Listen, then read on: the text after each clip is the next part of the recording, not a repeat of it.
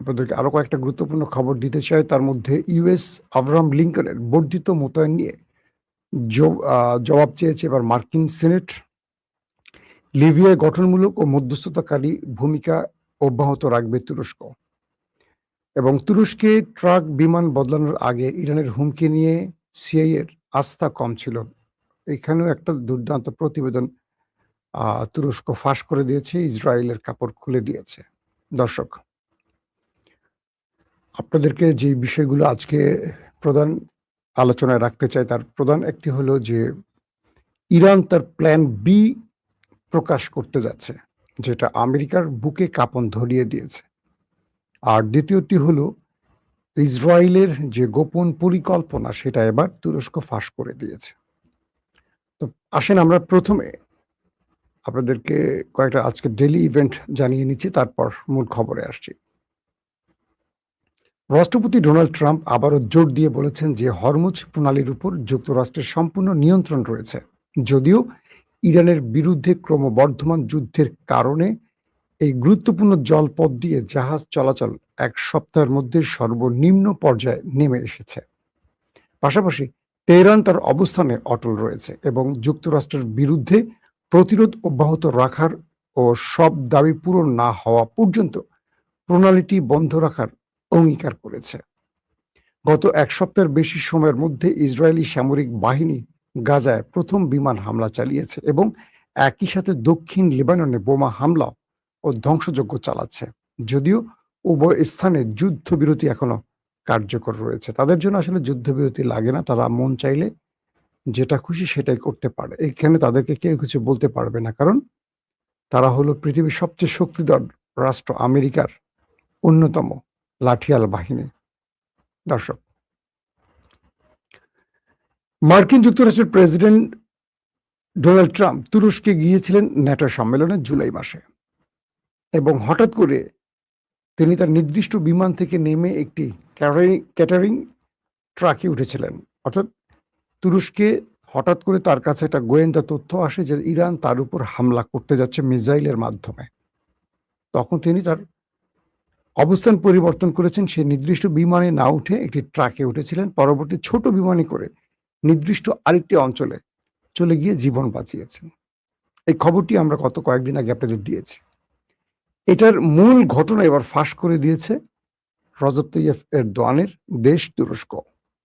তুরস্কে মার্কিন প্রেসিডেন্টের উপর হুমকি সংক্রান্ত ইসরায়েলি গোয়েন্দা তথ্যের উপর সন্দেহ থাকায় এক গুপ্তচর সংস্থা এই অসাধারণ গোপন ফ্লাইটটি পরিচালনা করে, জানিয়েছে ওয়াশিংটন পোস্ট। বুধবার দ্য ওয়াশিংটন পোস্ট জানিয়েছে মার্কিন গোয়েন্দা কর্মকর্তারা প্রেসিডেন্ট ডোনাল্ড ট্রাম্পের বিরুদ্ধে ইসরায়েলের মাধ্যমে পাঠানো একটি কথিত ইরানি গুপ্ত হত্যার হুমকির বিশ্বাসযোগ্যতা নিয়ে সন্দিহান ছিলেন এবং এই কারণে গত এক মাসে তুরস্ক ত্যাগের সময় একটি বিশেষ নিরাপত্তা অভিযান চালানো হয়েছিল।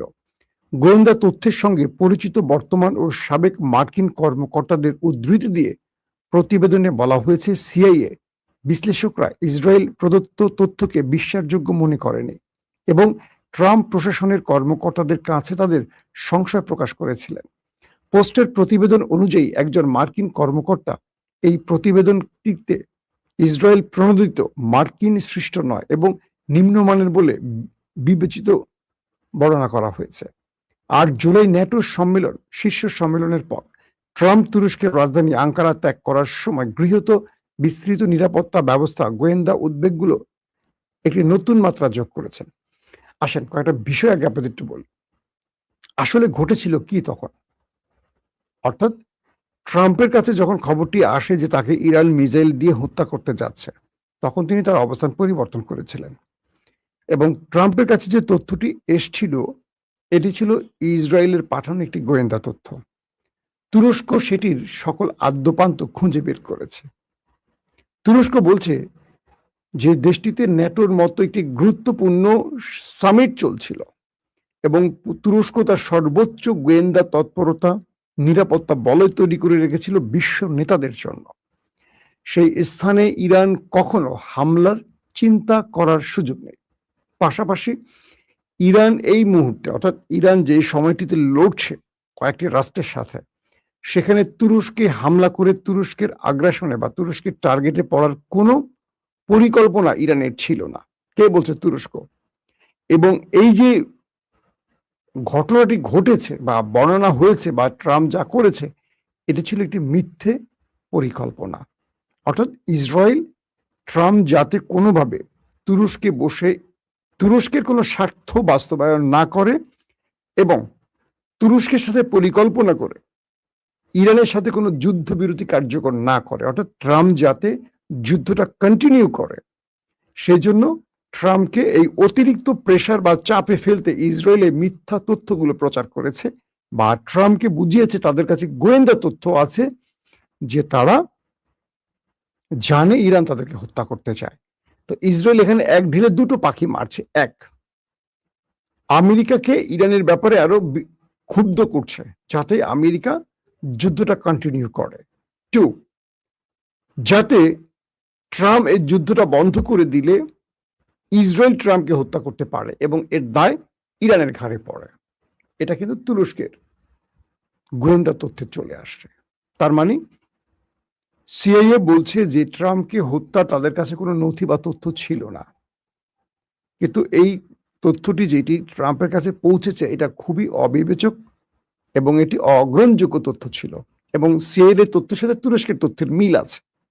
তার মানে তুরস্ক প্রকাশ করে দিয়েছে ইসরায়েল ট্রাম্পকে হত্যা করতে চায়।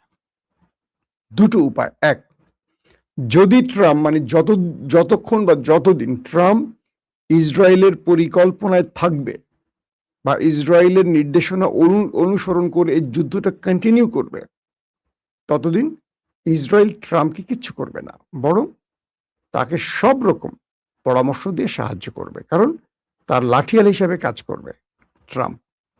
যদি ট্রাম্প কোনো কারণে যুদ্ধ থেকে সরে আসে বা এই যুদ্ধ বন্ধ করে দেয়, তাহলে ইসরায়েলের খায়েশ পূরণ হবে না। তাহলে ইসরায়েল ট্রাম্পকে সরিয়ে দিয়ে বিকল্প কোনো প্রেসিডেন্টকে আনবে, জন এফ কেনেডির মতো। তার সাজানো কোনো প্রেসিডেন্ট নেক্সট প্রেসিডেন্ট হবে আমেরিকার, এবং আমেরিকা তার প্রেসিডেন্টকে হত্যার দায় ইরানের উপর বড় যুদ্ধ চাপিয়ে দেবে। তো এই কারণে ইসরায়েল ট্রাম্পকে নিয়ে এই খেলাটা খেলছে।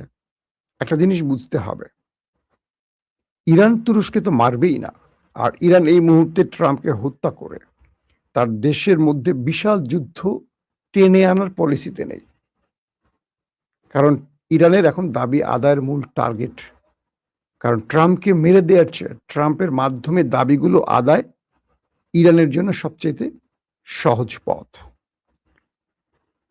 কিন্তু ইসরায়েল যে কাজগুলো করলো, এখন তুরস্ক সেটা ফ্লাশ করে দিয়েছে এবং আমেরিকানরা বুঝতে পারছে যে ইসরায়েল আসলে কোন খেলাটা খেলছে। আসেন 2 নম্বর খবর, ইরানের প্ল্যান বি কি হতে পারে। সাম্প্রতিক সময় টেলিভিশন ইন্টারভিউতে ইরানের একজন সামরিক উপদেষ্টা, আপনারা আমার থাম্বনেলে তার ছবিটা দেখেছেন, তিনি স্পষ্ট করে বলেছেন যে আমাদের প্ল্যান বি আছে।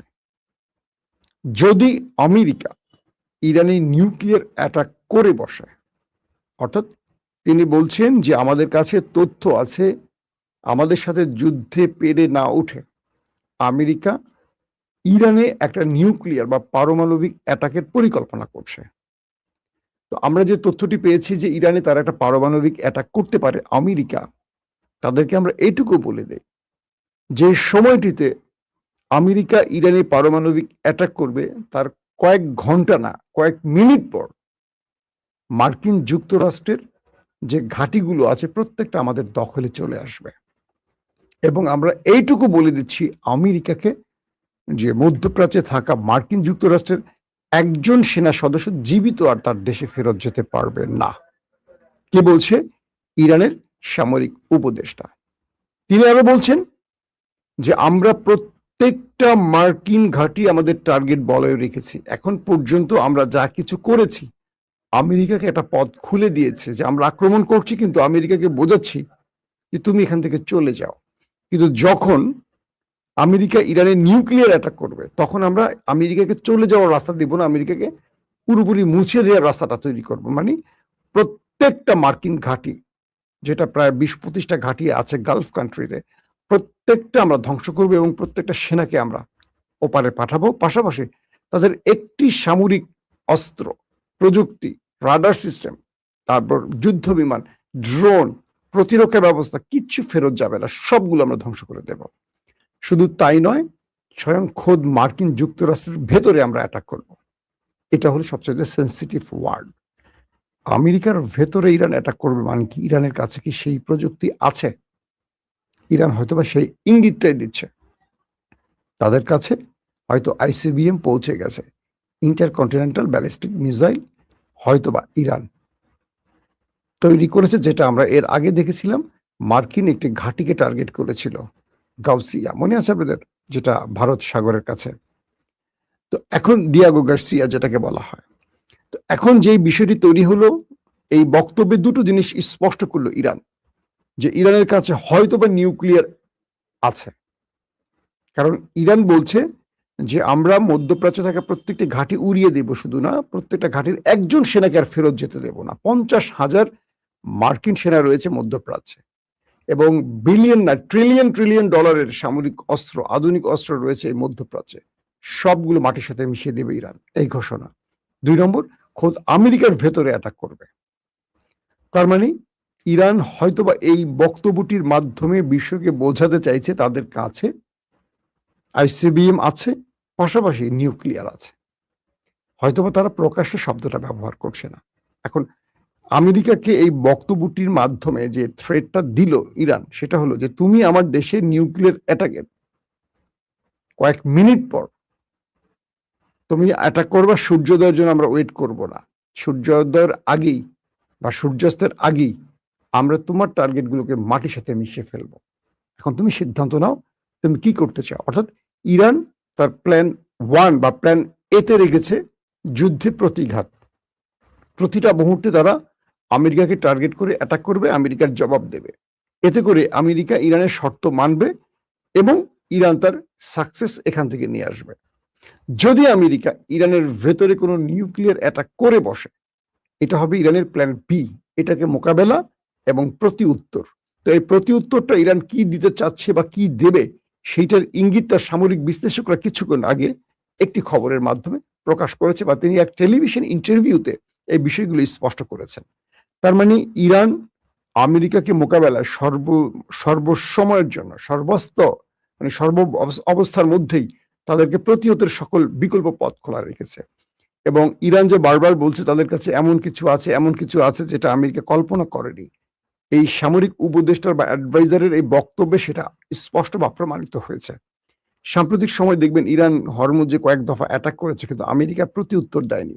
ট্রাম্প ইরানকে সেই অর্থে বড় রকম কোনো শক্ত কথার জবাব দেয়নি, যেটা পূর্বে তিনি দিয়েছেন। এবং বলা যাচ্ছে যে ট্রাম্প তার পুরো লাইফে এখন একটা সিকিউরিটি থ্রেটের মধ্যে আছেন। তিনি গলফ খেলতে যাচ্ছেন, সেখানে প্রতিরক্ষা ব্যবস্থা ইনস্টল করা হচ্ছে। তিনি কোথাও সফরে যাচ্ছেন, সর্বোচ্চ নিরাপত্তার সঙ্গে সঙ্গে প্রতিরক্ষা ব্যবস্থা তার সঙ্গে রাখা হচ্ছে, যে এন্টি মিসাইল।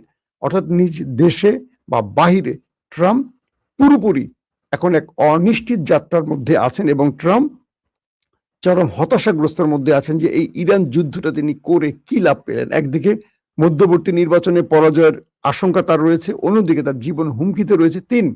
তার মিত্র ইসরায়েলি তাকে মেরে দিতে পারে যদি তাদের কথা না শোনে।